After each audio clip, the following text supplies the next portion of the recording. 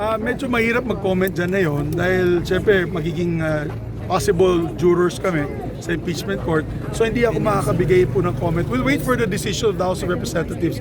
May nag-file pa but the House of Representatives have to address the issues of constitutionality, the issues of does it violate the constitutional provisions. So we'll wait. We'll wait for that. On the impeachment against sa PBBM, sir.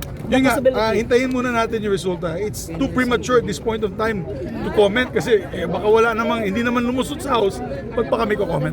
Pero pag nakalusot na ng House, of course, as judges, we have to be very prudent in our words because syempre, ayaw natin ma-bias yung aming mga decisions. Pero on your personal note, Senator Biggs on VP's possible impeachment also, the revival of VP Sara's impeachment. What's your thought on that? Alam mo naman, taga Mindanao ko. Suffice to say, that is a very unpopular decision in Mindanao. Siguro unahin muna nila at the moment yung may mga kasong bilyon-bilyon na nanakaw. And then of course, we'll wait for the decision of the House of Representatives. So, Senator, are you in favor of resuming the flood control investigation sa Senate? Okay kami, we fully support Senator Ping Lacson. Kasi Senator Ping Lacson naman, nakita niyo naman yung credibility is unquestionable. Siyempre may issue dun sa mga retraction. Nag-retract ba sila o hindi? Yung mga DPWH officials na dapat maging state witness.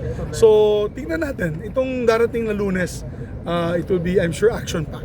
Pero may bearing Senator, kayo, Senator Biggs, since medyo natagalan din yung resumption ng hearing niyo? Well, hindi naman. Kasi yung issue yata on Monday will be the recantation, supposed recantation of the DPWH officials. Now, we have a new law. We have a brand new law. It was amended and signed by I believe it was either signed by President Duterte pa yata. I think it's the law that was authored by Senator Ping Lacson and Senator Soto in the last Congress, which is basically amending the law on perjury. So if you mas mataas na yon, 6 to 10 years na.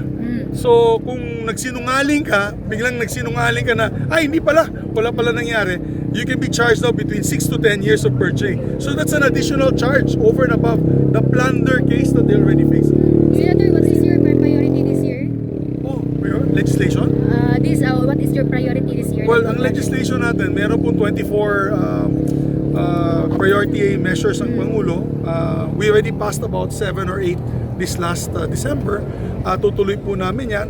Yung priority po natin, of course, is tulungan ng mga agencies, particularly ang DepEd. Alam niyo po, pinakamalaking budget na yan ng education in the history of our country. Almost 1.4 trillion ang gagastusin sa SUCs and all our local grade schools and high schools under the DepEd system. So, yan ang gusto natin tutukan. Paano nila gagamitin yung pondo na yan, lalo na sa classroom building program. Yan ang magandang tanong sa Secretary ng DPWH kasi may malaking pondo ang classroom building program, kailangan natin tutukan yan or else sayang yung pondo na ilagay natin dyan. So I think one of the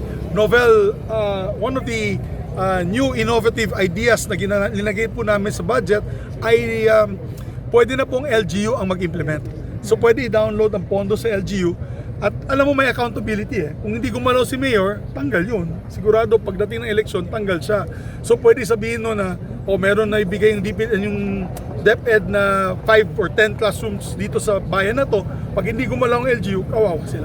But at least now, hindi na DPWH ang gumagalaw. But napakabagal po dati, itong last administration of the DPWH, napakabagal ng implementation. Only less than 10% yata out of the budget last year. So this year, we put innovations like allowing the LGUs to implement the classroom building program.